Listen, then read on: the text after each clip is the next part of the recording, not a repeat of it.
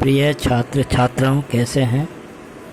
मैं डॉक्टर धर्मेंद्र कुमार राम, सहायक प्राचार्य इतिहास लक्ष्मी नारायण रामेश्वर संस्कृत महाविद्यालय, जयदेव पट्टी, दरभंगा।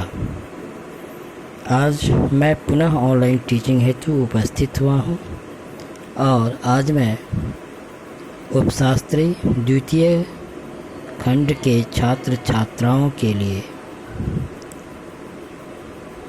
वैदिक धर्म के संदर्भ में हम लोग बात करेंगे। वैदिक धर्म भारत का सबसे प्राचीन धर्म है और वेद भारतीय धर्म के प्राचीनतम ग्रंथ है। वेद 4 हैं: ऋग्वेद, यजुर्वेद, सामवेद, अथर्ववेद। इनमें से ऋग्वेद बाद के जो वेद हैं, यजुर्वेद, सामवेद, अथर्ववेद इत्यादि संपूर्ण वेद धर्म का मूल है।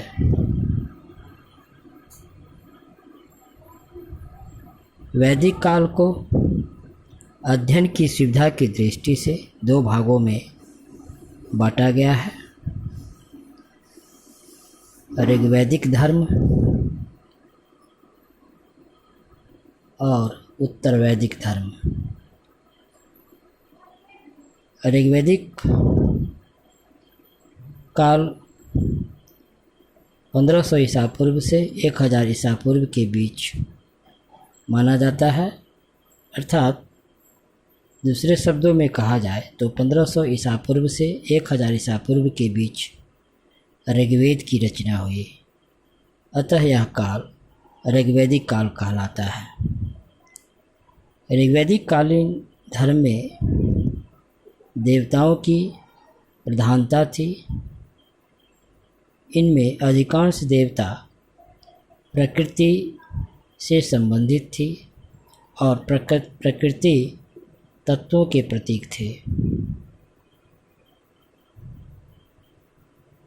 जो 3 श्रेणियों में विभाजित थे: पृथ्वी, अग्नि, सोम, बृहस्पति। पृथ्वीवासी के देवता कहलाते थे। इंद्र, वायु, मरुत, रुद्र, वृषण, पूषण अंतरिक्षवासी देवता के रूप में जाने जाते थे, जबकि वरुण, मित्र और सूर्य इत्यादि आकाशवासी के देवता माने जाते हैं। ऋग्वेद में इंद्र शब्द का 250 बार और अग्नि शब्द का 200 बार उल्लेख हुआ है, जिससे पता चलता है कि इंद्र ऋग्वेद काल में सर्वप्रमुख देवता रहा होगा। साथ ही इंद्र वर्षा का, मरुत तूफान का और वरुण को शक्ति और नैतिकता का देवता इस समय माना गया था। वरुण को समुद्र का प्रतिनिधि माना गया और उसे ऋतस्य गोपा कहा गया है। ऋग्वेद में कुल 1028 सूक्त और 10,500 मंत्र है तथा ऋग्वेद कुल 10 मंडलों में विभक्त है। इसके मंत्रों का एक बड़ा भाग देवताओं की स्तुति के लिए है। गायत्री मंत्र भी ऋग्वेद में ही दिया गया है।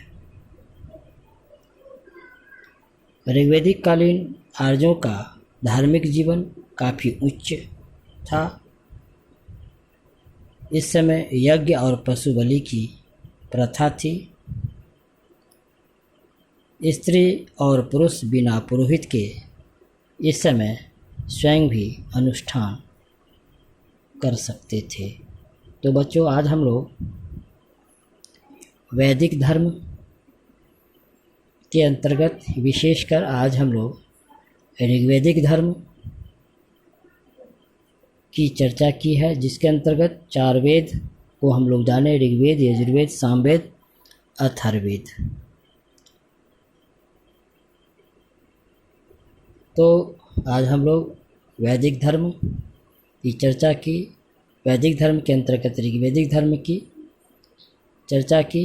अगले दिन हम लोग उत्तर वैदिक धर्म की चर्चा करेंगे। धन्यवाद।